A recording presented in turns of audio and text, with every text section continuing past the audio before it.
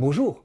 Après l'embrasement de Notre-Dame de Paris, dont la chute de la flèche nous avait transpercé le cœur, fut retrouvé son coq de bronze, sain et sauf si je puis dire, avec sa précieuse relique issue de la couronne d'épines intacte. Consolation au milieu du drame. L'incendie montra l'attachement de l'humanité à cette cathédrale. Avez-vous noté qu'on redécouvre souvent des joyaux disparus qu'on avait oubliés? L'histoire de ces objets, passant de l'obscurité, d'un grenier, d'un fond de cour ou de l'ignorance, à la lumière, me ravit. À Versailles, l'an dernier, furent ramassés au sol d'un vieux garage les morceaux d'une pendule du XVIIIe siècle réalisée à la demande du roi Louis XV pour l'église Notre-Dame. Sous l'apparence d'un tas de ferraille, elle y dormait depuis 100 ans en 100 pièces détachées. Plutôt que de la jeter quand elle fut en panne, on l'avait remisée. Une pièce est signée, inventée et exécutée par Nicolas Colette, natif de Cologne, horloger à Versailles, 1763. Elle n'a qu'une aiguille. Il paraît qu'à l'époque, nous étions moins soumis à la précision horaire. Comme à chaque redécouverte, notre appréhension du passé s'enrichit. Mais c'est la période obscure des objets retrouvés et l'aventure de leur exhumation qui fascine. En chacun dort un chasseur de trésors.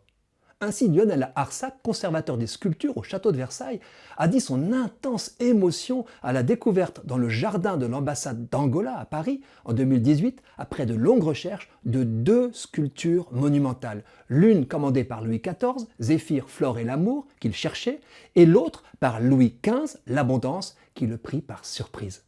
L'Angola a offert ses chefs-d'œuvre au château. Leurs pérégrinations font grandir notre intérêt. L'exposition qui s'y attarde laisse entendre que nous avons plus de chance que Louis XIV qui n'a jamais vu que la version préparatoire de l'œuvre qu'il avait commandée. Aux États-Unis, en 2017, un amateur acquérait dans un vide-grenier pour $30 un dessin signé A.D. Cette Vierge à l'enfant était-elle du célèbre Albrecht Dürer? On finit par établir son authenticité. Datée de 1503, elle est estimée autour de 10 millions d'euros. À Strasbourg, en 2016, c'est une gravure sur bronze, une autre Vierge à l'enfant, du même Dürer, que trouva dans une brocante un amateur retraité. Ayant identifié son acquisition dans la liste des œuvres recherchées, il l'a rendue à un musée. À Toulouse, c'est une peinture inconnue attribuée au Caravage, grand maître du XVe, qui s'empoussiérait depuis des lustres dans un grenier d'où ses propriétaires l'ont exhumé en 2014. Estimé 120 millions d'euros, ce Judith décapitant Holoferne, en parfait état, a été acquis en 2019 par un riche américain pour une somme tenue secrète, les vendeurs gardant l'anonymat. Que de mystère! Avez-vous un grenier à Toulouse?